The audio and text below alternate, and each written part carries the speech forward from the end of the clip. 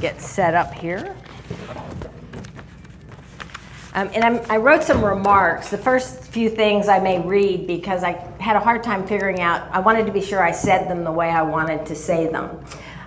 First of all, and I don't have to read it, thank you all for coming. It's great that you're here. I appreciate it. And as Cheryl said, in August, we usually have a talk about plants. This talk, it's not all about all the plants that we're offering at Wildscapes. There are a few of them that are not offered.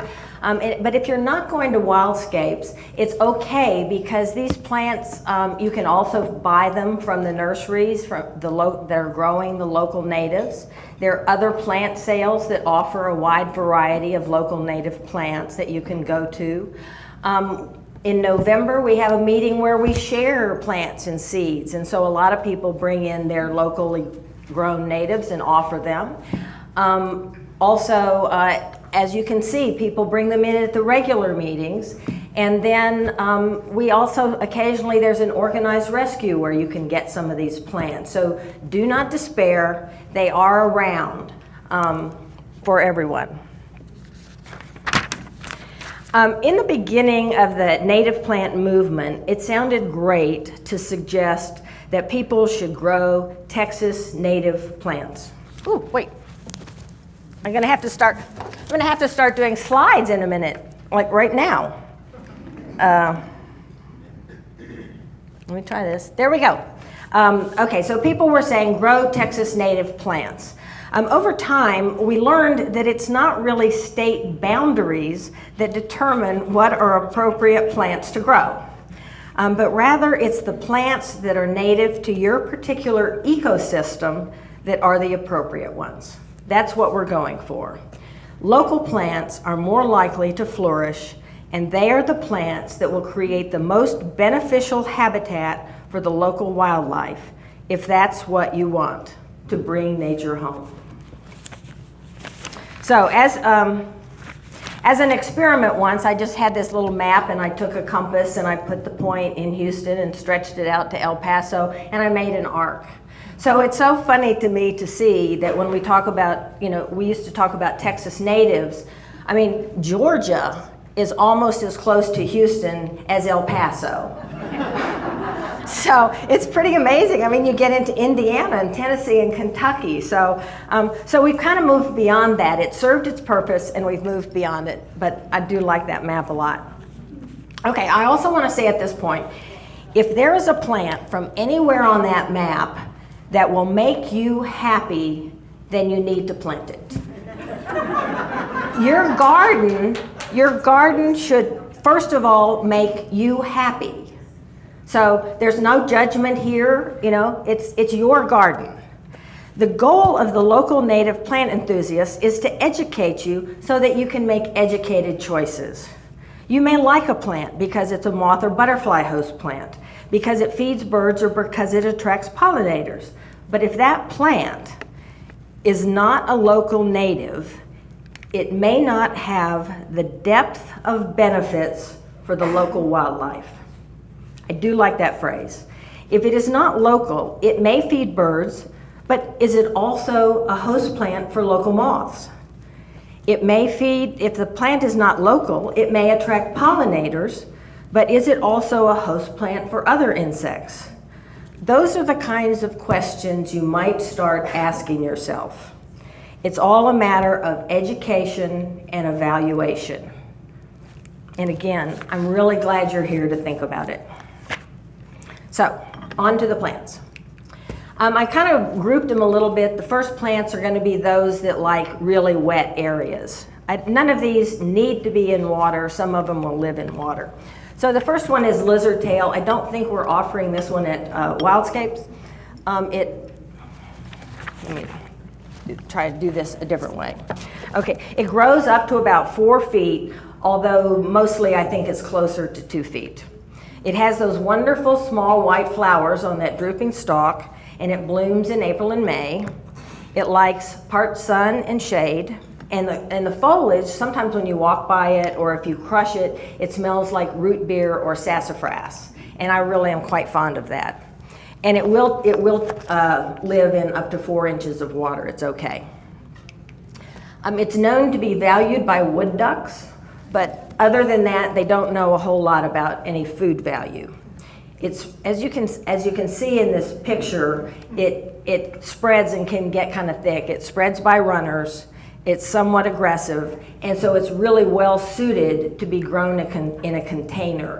And especially if you don't have a wet area, I have lots of containers of this. And it is so bright green and so pretty kind of during the summer, like from spring to fall. You just have this lush greenness in a pot or a bucket somewhere. So it's really quite nice.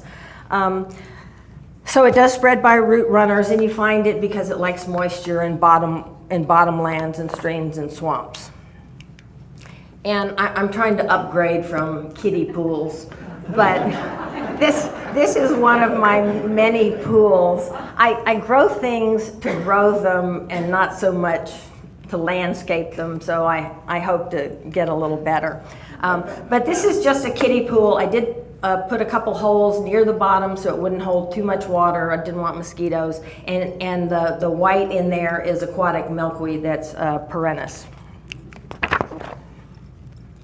And this picture was taken at the Nature Discovery Center, and you can see where they've got, you can see again it's thick. It gets kind of thick as it runs, but what a pretty scene that makes along the pond there. Next up is loose leaf water willow. This will be at Wildscapes. And it's in the Helianthus family, so it's one of those that flings its seeds. But this only gets to about 12 to 18 inches, and I think it spreads more by runners than by seeds. And it's not very aggressive. It doesn't spread quickly. It's a lovely little plant. It has those lavender flowers. It takes sun and part shade. And it says water use is high, but hopefully you're putting it in a place where it's already wet, so the water use is 0. That's what it likes. And it can also live in standing water. I have several little tubs of these, and it's fine in water for a while. Again, I don't like to keep too many things in water because then you have to have fish and it gets complicated. Most of the members of the Helianthus family are host plants for the Texan crescent. This is one of those. And again, if it's standing in water, then the caterpillars may have a hard time, so that's why this is better left just kind of in a mud-like area, a wet area. And it does attract small pollinators.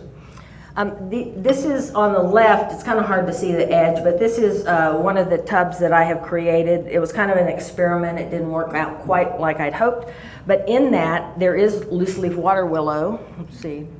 Kind of, that stuff that it's right in there. There's some loose leaf water willow. It also has centella, which is a member of the umbellate family. It's got some spike rush, which is real thin grass-like, and it's got blue waterleaf and smartweed and some grass. That's a good grass, but I don't know what it is. So anyway, you can really get creative with some of these wet area plants. Just play with them. I'm still doing that. And on the far side, there's a bucket, and it's got some duckweed in it, and there's a wasp sitting on it getting some water, which was a happy accident. And last of the moist area plants is the cinnamon fern. I did this for the NLCP people.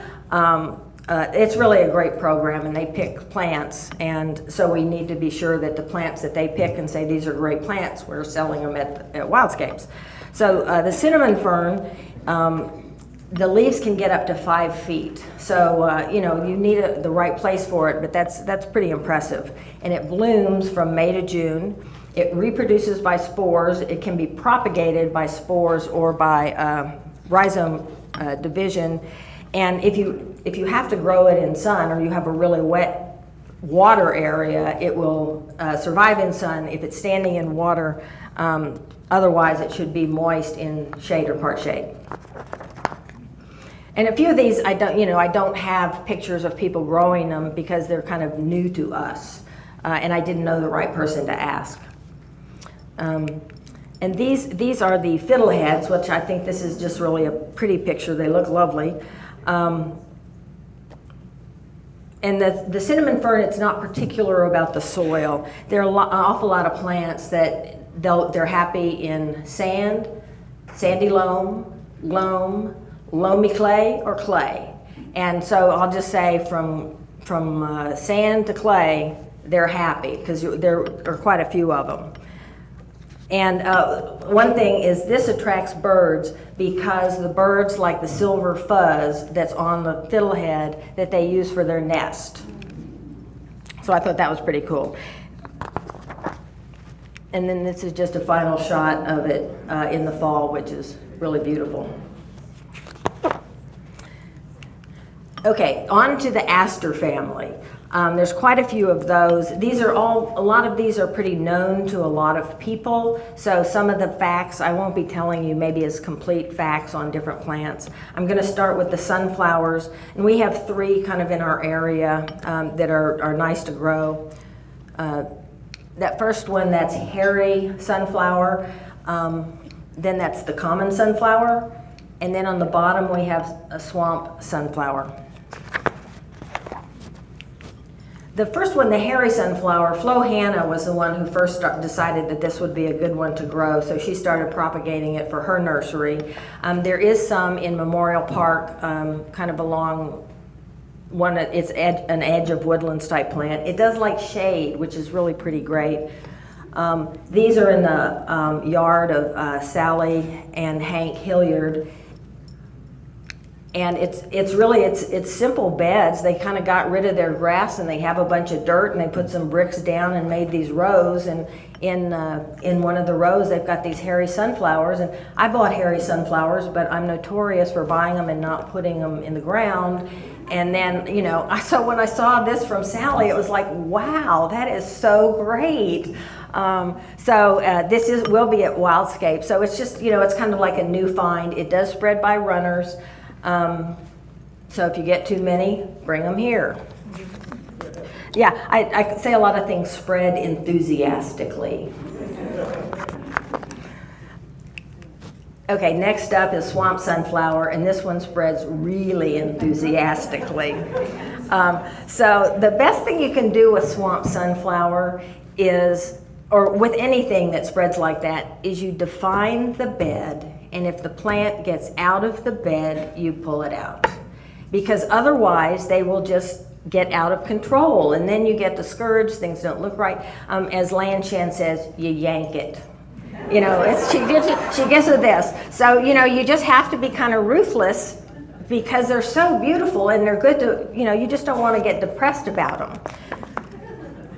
So these get to be like 5 to 6 feet tall, and they are truly gorgeous in the fall. They have a great color.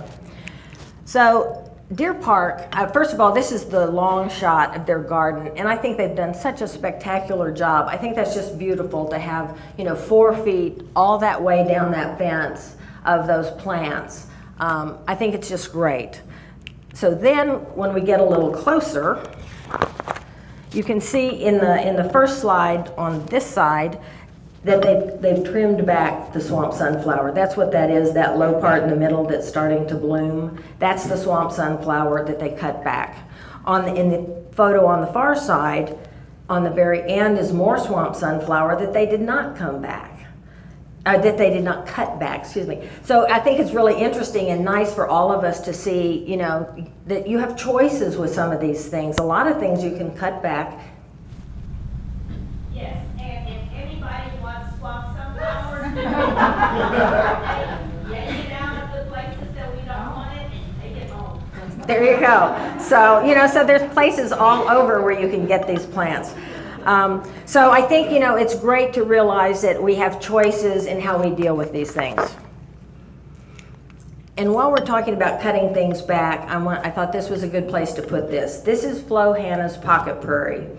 And Flo Hannah was ruthless when it came to maintaining that pocket prairie. And about 3 times a year, she would have her yard guy go in and just cut the whole thing off.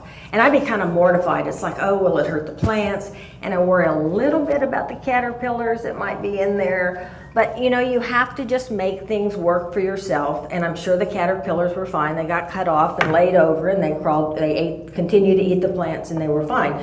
But so I was talking to Flo's husband, and this was cut back 5.5 weeks ago.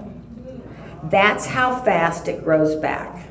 So it's, again, it shows you that you can be not quite so afraid. These plants are struggling to survive. That their whole life is survival in the prairies and the natural areas. So, you know, we don't have to treat them quite so carefully, and you may have a disaster, and, you know, share that with everybody so we know what not to do. Like James said with the beautyberry, you know, we learn from each other, but that's why I think this is a great example of what you can do with your plants. So next up, I thought this was really fun. Lan took this picture of some people who are growing common sunflower in their right-of-way.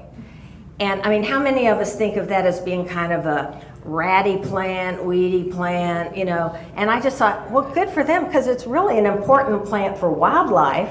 And they do have one back in that corner, kind of, you know, so they do have one out of the way. But I just thought that was a wonderful idea. And, you know, something new to think about. Where could I put a common sunflower? And see, this is the way, you know, that it gets to, but that's, you know, one of its most important phases, because it's going to be feeding the birds.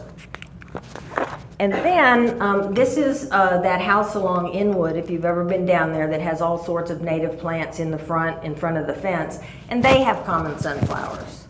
So, you know, I was pretty impressed with them. You know, so it's just a new idea of something else that we can do. And here's a list of all the animals that benefit from sunflowers, and it's pretty true for almost all of the members of the aster family. Most of the ones I'm going to show, they all are good for birds. They're good for insects. They're you know, all the different kinds of bees come. There are 27 species of moths throughout the United States that use sunflowers alone as a host plant. The blackberry looper is one that it specifically said uses sunflowers as a host plant. You've got all these other insects that eat the plant. So you've got insects that use the nectar and pollen. You've got birds that eat the seeds. You've got insects that eat the plant. You've got ones that use it as a host plant. And then you've got all the little rodent-y things, and even it mentions deer, you know, and all these other, you know, all these other small animals that use some part of the sunflower, and like it says, the pocket gopher eats the roots, eats the rhizome. So, you know, they're just, you never realize how valuable some of these plants are. So next up are Liatris. I'm only doing the one, Liatris pycnostakia. It's I have some pictures of people having it in their gardens. It's so impressive. It's just such a beautiful plant. And again, I mean, Carolyn Fannin is so good at coming up with plants that have insects, and those are the ones that I love to show. So, oh good, I was afraid I'd taken it out. This is another of Flo's picture taken at Flo's house. In that front garden is pretty amazing. She doesn't have pycnostakia in there, but she's got two other Liatris, bracteata and acidota. And then she also has Texas coneflower, rough coneflower, Indian plantain, and rosinweed, all right in there. And, you know, so she's got stuff for every season in there. So it's just a reminder, you don't have to have a big impressive thing. You don't have to have a lot of things. You can just put a variety of things. I know that some people, or that it's known that some insects, they like a big group of things to attract them. But even so, we know that's doing great things for the insects flying around her street. Oops. So here are the two gardens that are using the Liatris. Over here, this is Lauren Simpson's yard, and she's got tall Liatris there. She's got lovely tall goldenrod there. She's got some bitterweed there, which is a plant that you don't often see in gardens, so that's great. And then all these other things around it. I have, I think, some wider shots of her yard, which is pretty amazing. Then over here, this is Sally and Hank Hilliard again, and there, you know, Lauren's is more open, and there is more packed because you've got Turk's cap, and then behind the Turk's cap you have mistflower, which also grows pretty thickly. That's where the Liatris are. They have their own little spot, And then back there is the tick-seed sunflower, which is the genus is Bidens, but it's an annual, and it just is covered with beautiful yellow sunflower-like flowers later in the fall. So again, this was the most fun thing to do because I saw different gardens and I went to different places, and there's just, you know, a lot of great ideas out there. So here we have, so here we just have Liatris and Wildlife. That's the bleeding flower moth that uses Liatris as a host plant. The flower moths are pretty specific about what plants they use for host plants. And the flowers, of course, attract all those bees and for nectar and pollen, and then it's food for birds that eat the seeds. And then one thing I wanted to show was, you know, we say, okay, there are these beetles that use nectar and pollen, that feed on nectar and pollen. And it's like, you know, beetles. And so this is one of them. This one is a soldier beetle, which is a really big group. And fireflies are in this group, and that kind of looks like that. I have not seen this one, but it's just, you know, to kind of show you what we're talking about when we say, you know, list beetles amongst all these other flies that we expect a little more on getting nectar. And then I always have to put in the Sanguine Coneflower because this is the one, you know, from our area. It's not as showy, but it's you know, to me it's very special. Is there anybody in here who is growing this right now? We've been selling it.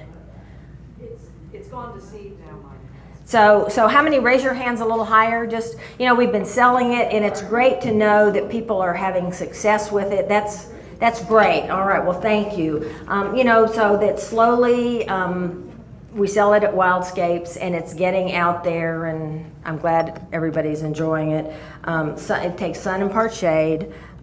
This one, it's sandy or sandy loam, and there are some over at Memorial Park, and it likes moisture. That, you know, there are things where it reads it likes moisture, but if it doesn't say it really needs moisture, those are the kind of things where plants where I never think that they need a moist place. You know, when they're in the prairie, most of them are not in a moist place, so it's kind of confusing. I don't think you have to worry about it unless it says it needs heavy moisture. And then just another picture, and then there's another. This is the Delta flower scarab, which always tickles me. I get very excited when I see it. I've seen it a few times, and actually I had one at my house. But this is another one that takes nectar and pollen, and it goes to members of the aster family, and then also rattlesnake master. And they said it might eat the plants as well, but it definitely is a flower nectar eater. Next up are the coneflowers. I think a lot of people are pretty familiar with them. It's easy to get information, so I'm not going to say too much. They both get 5 feet tall. This one, the rough coneflower, will take shade, so I don't have a lot of full sun, so I'm really happy with that one. And I got some of these from a rescue once. I took them home, I took the clump of dirt, I set it on the ground, and I never moved it. And it has been fine. So if that tells you anything, it's growing on top of my yard in the same soil. So I shouldn't really buy anything or rescue anything. I need to give them away if I do. The other one, the Texas coneflower, likes full sun. And the neat thing about these is they're kind of like the backbone or the ribs of flower beds. You know, because they're majestic, they're tall, and you can build so much around them. And these are pretty easy to grow, I think most people would agree. So they're really nice to have. And even in the fall, after they've bloomed and everything's died off kind of, you still have these tall stick-like things with the heads on them. And so they draw your attention, and they kind of hold you in that bed. So I think they're really just quite special. So same insects come to them for nectar, same kind of things. This is one of my favorites. I show it all the time. This camo looper caterpillar, which uses petals to decorate its back to be camouflaged. And I keep thinking if you're a bird, you might think it's camouflaged. they're really easy to find. As a human being, they're not hard to find, and so you have to look. And I've looked at a lot this year, and I don't think I've seen them only in one place in Brazoria County, but keep looking because they're there and you'll find them.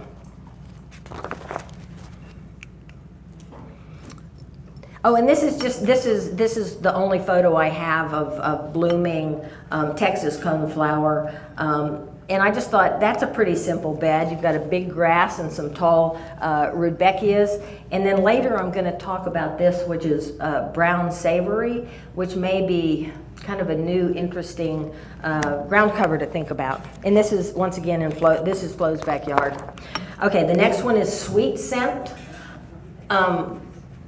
It's not that sweet. But it's pleasant. I shouldn't say that because it's a pleasant fragrance, and it's the leaves that the fragrance that have the fragrance. This is salt marsh fleabane.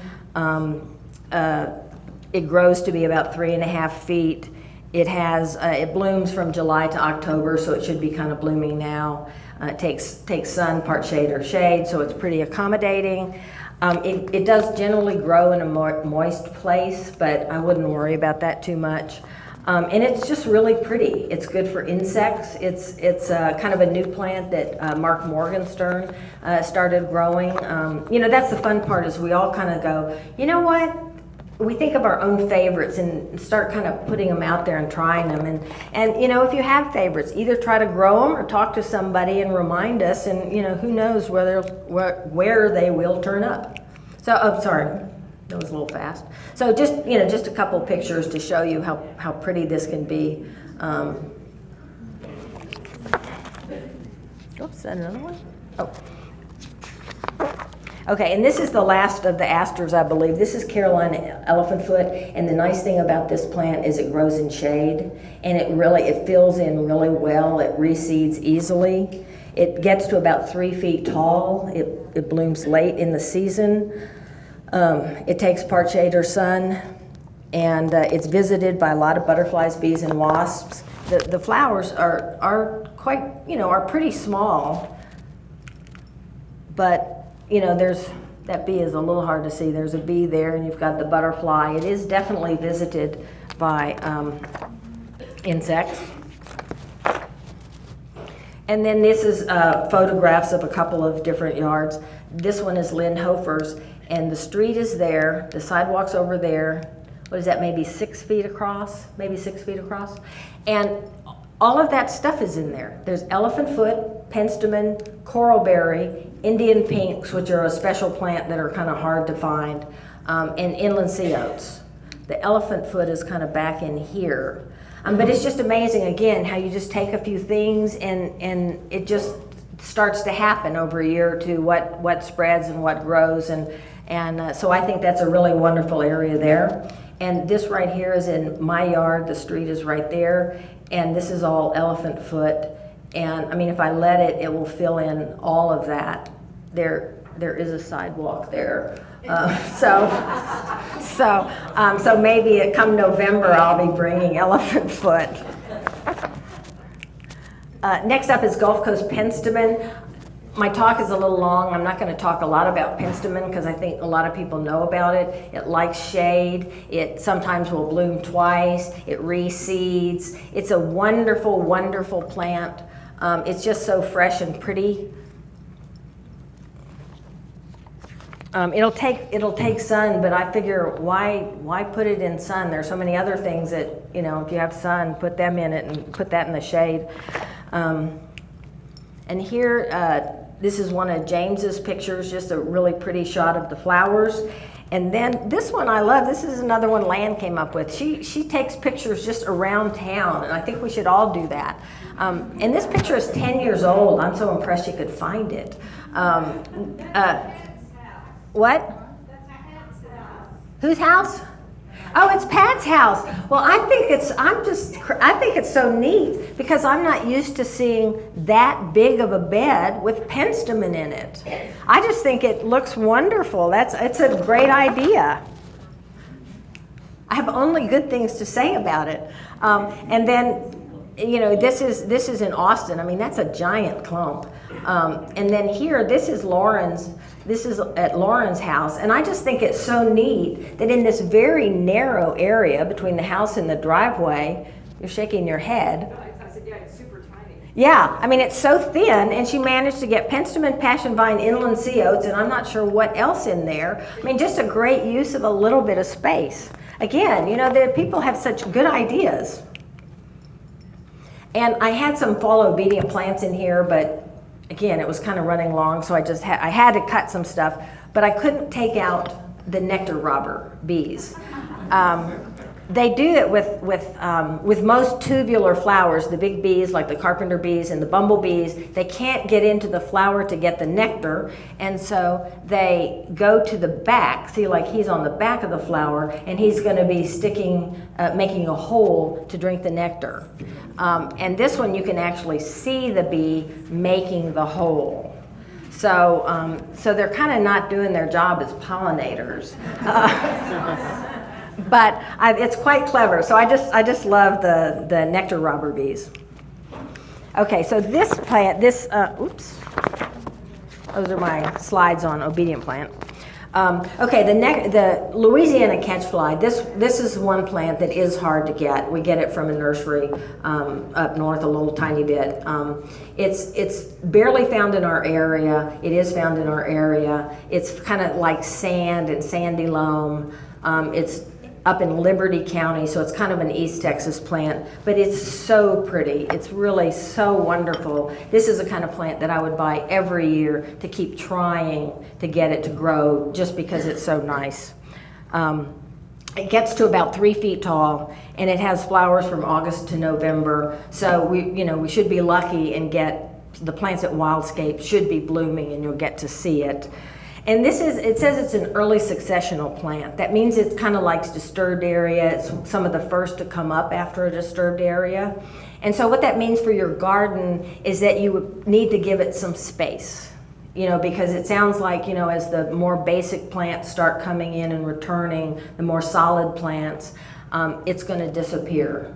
So I had never noticed that before. You need to keep that in mind to keep giving it space. And it prefers sun or part shade. And then I got this photograph from Plant Delight's nursery, and it shows you just really how lovely it can be. And they say it's suitable for the garden. They were very nice. This is another relatively new plant, this Narrowleaf mountain mint. It's a great plant. It does spread by runners. It says it gets 2 to 3 feet by 2 to 3 feet wide, and that seems a little large. That's a little tall from what I've ever seen, maybe 2 feet. It does like sun or part shade. In one prairie where there was a giant patch of it, it seemed to kind of be under a tree in my memory. And it blooms from June to September, so it should be kind of blooming now. It's not fussy about soil type. And it's the kind that when you walk through it, you get the mint smell, which I just, is another dimension that I really like. And it attracts bees and butterflies and nectar, all the nectar insects. Animals eat the seeds, which are really tiny, so it would take a lot. I've seen it in prairies. I don't know about open woods, but it's got that great scent. And then these are just some photographs of different butterflies, and there are a couple of bees up there. It's hard for me to tell from the angle how clear some of the photos are. Next one is false mint. It's another member of the acanthus family, which are the seed flingers. It grows to about 3 feet tall. It has purple flowers in August, October. Mine haven't started blooming yet. It prefers shade unless you have a really moist place, and then it can take sun. It is one of those. It's a host plant for a Texan crescent. The caterpillars feed at night, so you may see things getting chewed up and wonder why, or not be able to find the caterpillars, and they usually come out at night. The other night, Sunday night, I was looking for caterpillars, and I found this batch of all these little baby ones. I'm thinking they're probably Texan crescent, or I should say they were probably Texan crescent. I went back on Monday, they were fine. I went back on Tuesday, and it looked like about half of them were gone. And I went back Tuesday afternoon and they were all gone. And they're so tiny, I don't think they were crawling down yet to go into the dirt to wait for nighttime. And there was one of those long, non-native ants up there. And I thought, surely he and his buds didn't just take them all down. But I don't know. They disappeared and I'm really afraid they're gone. So I have to wait for the next round batch. And this is just some of it in my yard. You can see it just kind of, in a place where there's just leaves and stuff. It looks really nice. Oops, yeah, right there. So this one is a Ruellia workhorse. It can be mowed, it can be just abandoned, and it just wants to bloom. It often is placed next to sidewalks and next to driveways and streets and stuff because it's just so durable. It will take the worst conditions. It reseeds readily. It's a seed flinger, so you may have to yank them out if you don't like them. And then see, this is a driveway, and that's a street, and there's some there, and there's some there. Here, we're back to the house in River Oaks that has the really nice natives all along Inwood Boulevard, and they've got them just kind of all down the sidewalk. They do have on the other side of the sidewalk, they have buffalo grass, and for a while it was kept, the buffalo grass was kept completely pure. And I do have to admit that when I went by there and was taking these photos, that they're not having the same, they have a different management strategy now, and it's kind of full of Ruellia. So hopefully they're happy. I thought it looked nice. And then here in Mandell Park, same thing, on the edges, they're low, so they're just kind of a nice accent. Is this a variety that some is dwarf and the other one is normal? Ruellia? No, they're different species, I think. Yeah, so this is, our native species. Okay, I've got a couple of ground covers. One of them is frogfruit. I think a lot of people now have heard frogfruit. Probably 75% of the people in this room have frogfruit. But so it's an evergreen. It only gets about 6 inches tall, so it stays, it runs. Oh, but it will, if there's a plant in its way, it will climb over it. So that's why that's why sometimes you think, God, this plant is a monster, and it's really not. It just wants sunlight. It's not going to go under something and be in the dark. Here, I have another picture of this later on, but that's a bed with frogfruit there, mistflower there, and then some milkweed in the middle. And I just find that such an interesting bed. It's kind of abstract or something. It's not the way we always think.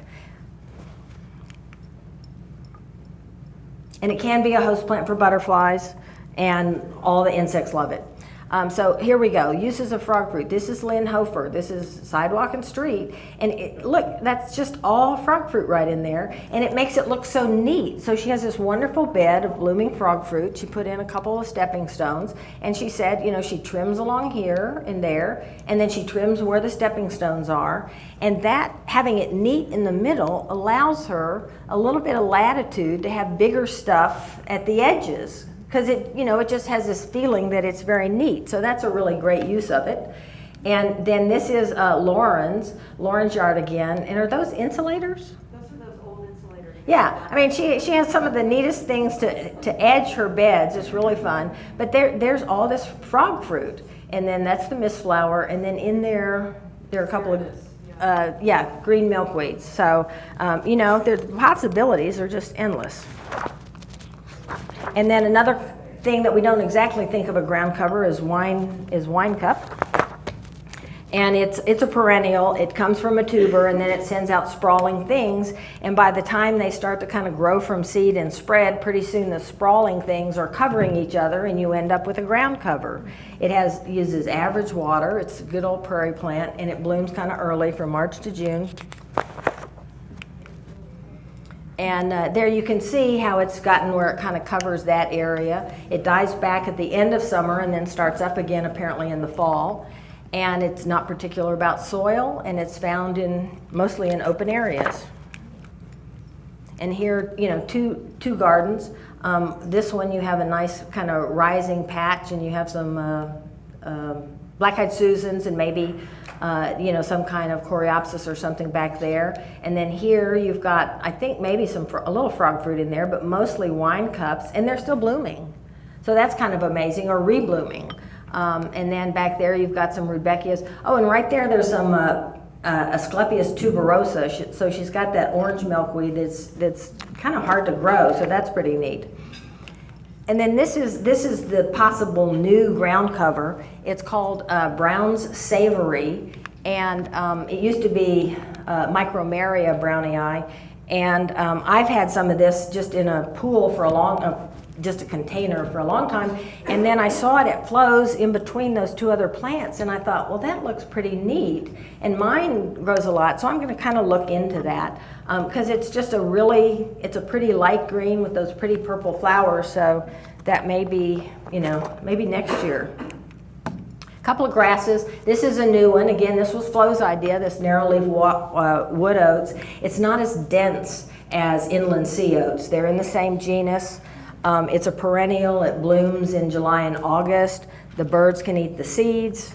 It gets about 2.5 feet tall, and you should cut it back in the spring. And then here they're a little denser. There you can see that they will eventually, kind of spread.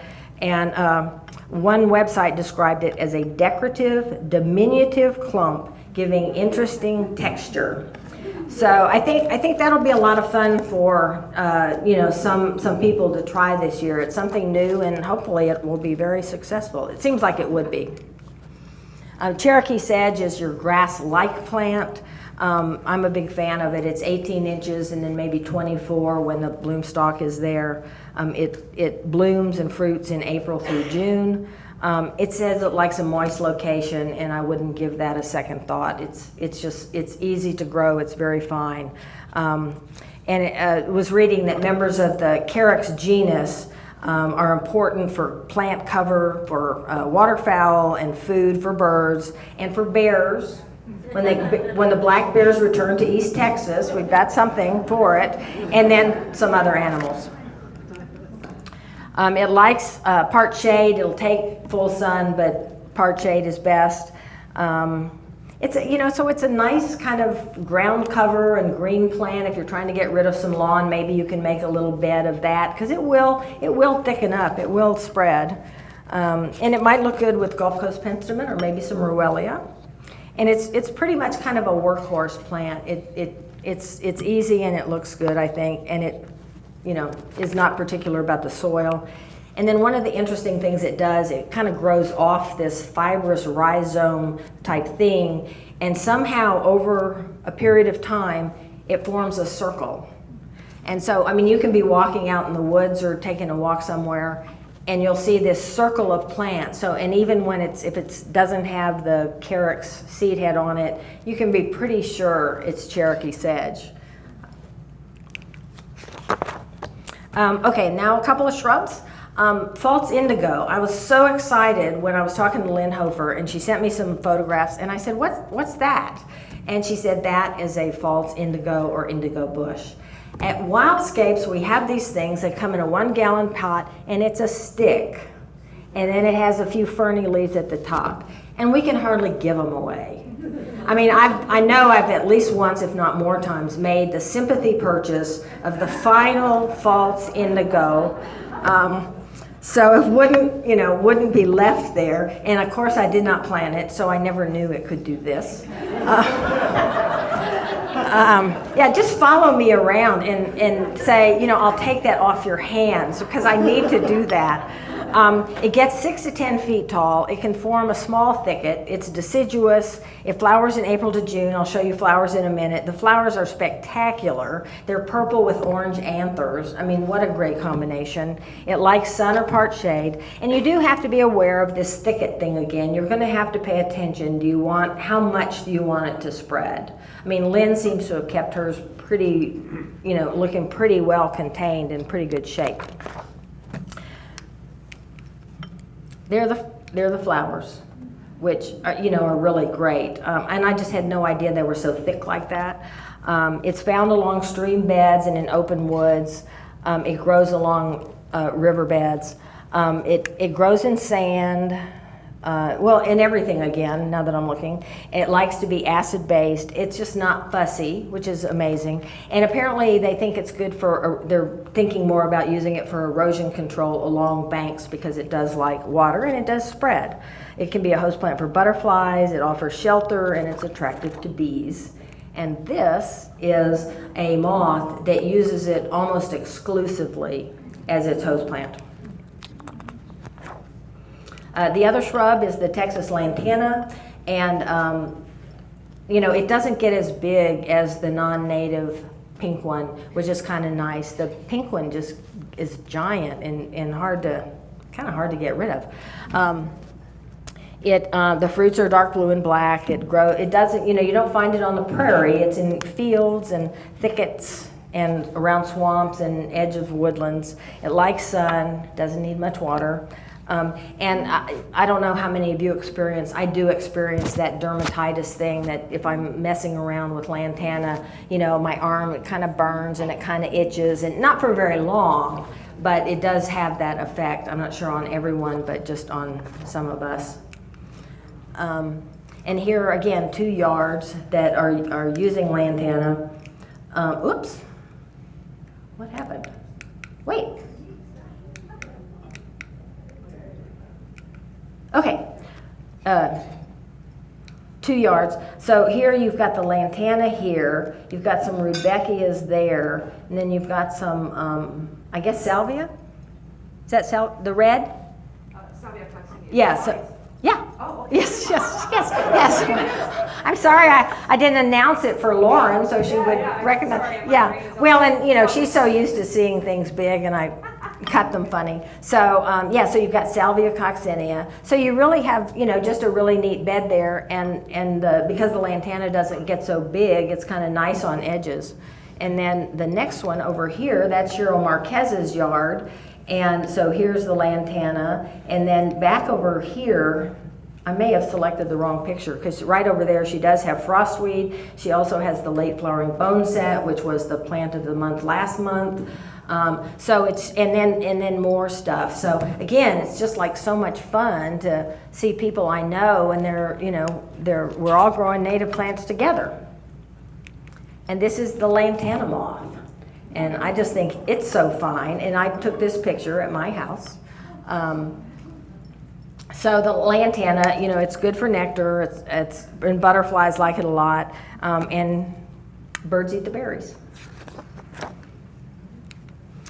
So just have a couple trees, and let's see, the Parsley Hawthorn, I mean, it really doesn't need me to, you know, try to pitch it to you. It's because it's a favorite of so many people.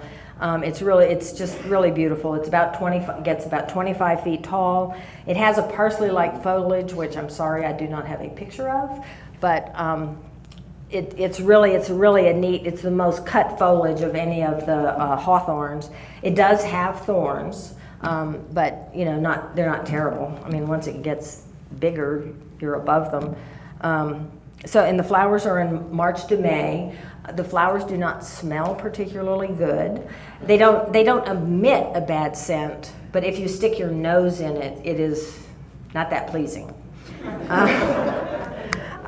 So it prefers light shade. I'm afraid I have mine in too much shade because it's growing so slowly.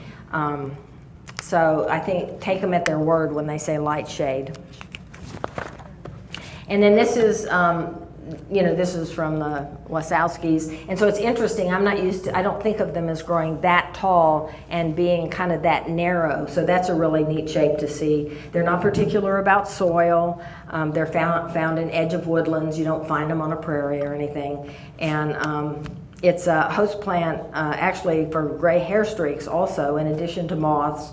And there are a lot of insects that like the nectar and the pollen. And apparently the fruits are not tolerated by a lot of birds, but there are birds that will also eat the fruits. So here we have some in yards. This is Flo's yard.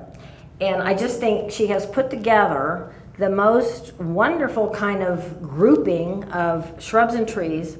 Right here you have a small yet to be grown, redbud. There's another kind of hawthorn over here. In the back, there's a beautyberry, and then this is the hawthorn right here.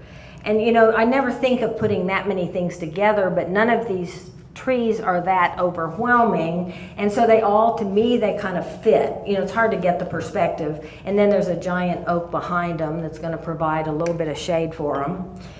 And then over here, we're back at the Hilliard's front yard. And so here's the hawthorn back here. It's pretty close to the house, but because these are not, you know, giant trees, that works. And starting from here we have elephant foot, and then there's mistflower, and then they have a wonderful pink mint that's growing on the ground. So again, there's just kind of a wonderful assortment of plants that have been put together. And the last tree is the Roughleaf Dogwood. This tree, it's kind of not for everybody because it is another one that will colonize. And so you have to, you know, be willing to pay attention and decide, you know, how far do you want it to go, if at all. It's going to want to do that, so you kind of need to have space for it. It grows only 12 to 16 feet, and so it can have multiple trunks.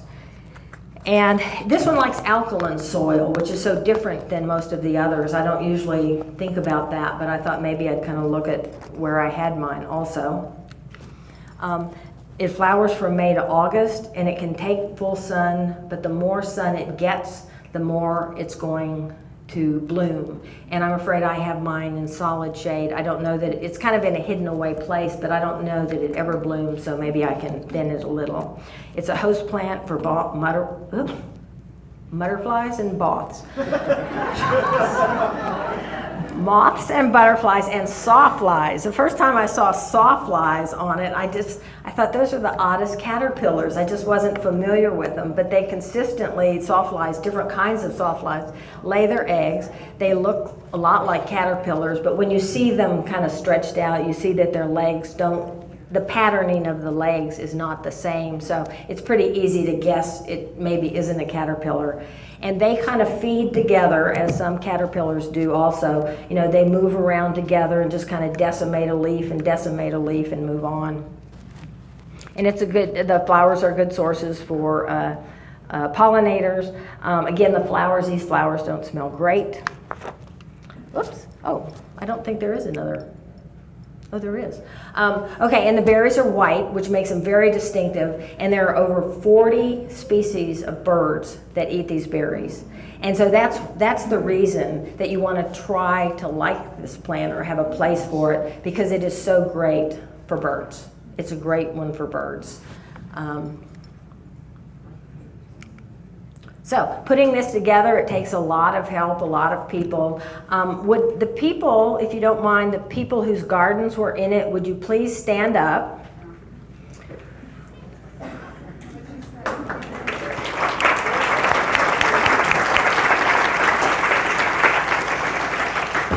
So this way, I think they're all, kind of like their garden. So if you have questions, you might ask them.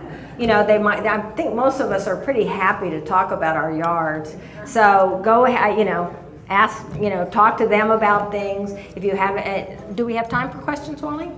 Let's do a few minutes, yeah. Okay. Oh, and wait, I have one more thing. This was the end, but I think I was running long. I had to take out the obedient plant. So here we have, this is going to be at Wildscapes. We have pretty obedient plant, and these are both at Sally and Hank's yards. This is in the front yard, which I think those are standing upright and beautiful, and that's the hairy sunflower. And then these are in the back, and they're so tall they had fallen over and they're staked, but they're absolutely gorgeous, and that's where I saw the bees that made me think of Nectar Robbing. Okay.